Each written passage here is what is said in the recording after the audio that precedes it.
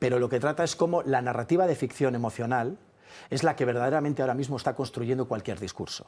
Y con ese discurso se genera un relato, por ejemplo, la política ficción, la fictioticia o la psicoticia en los medios de comunicación, el relato del miedo o del apocalipsis a la hora de construir un ambiente de inseguridad para que el ciudadano se quede de alguna manera débil frente a determinadas situaciones, y con ese relato se va construyendo una realidad paralela a la verdad, que se termina convirtiendo asumiendo en una verdad absoluta, a pesar del dato científico. Y llamando loco al que dice, oiga, que esto es un... Y mandando a la disidencia a una especie de leprosería social a todos aquellos que se oponen al discurso único.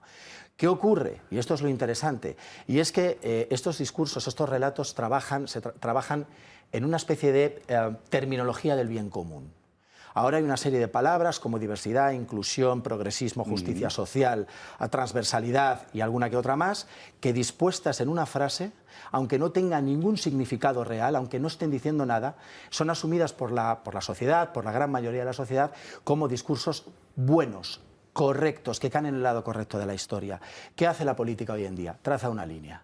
Los buenos y los malos. Evidentemente, los buenos siempre somos nosotros.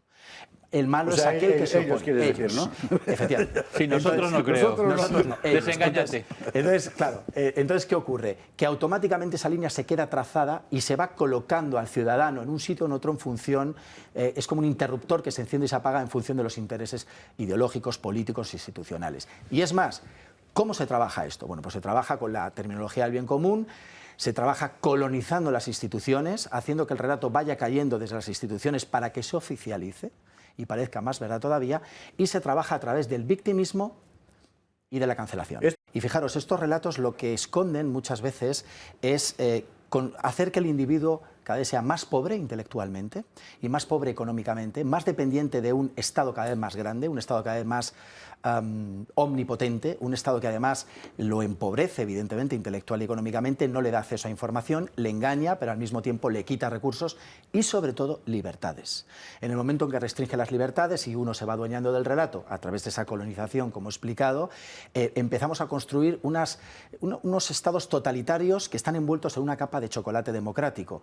De ahí lo importante de escuchar continuamente la palabra democracia en los relatos políticos, de lo que llamo la política ficción, y cómo además incluso las grandes empresas, las grandes multinacionales, todas las instituciones trabajan el mismo relato, pero siempre creyéndose que han caído en el lado correcto de la historia.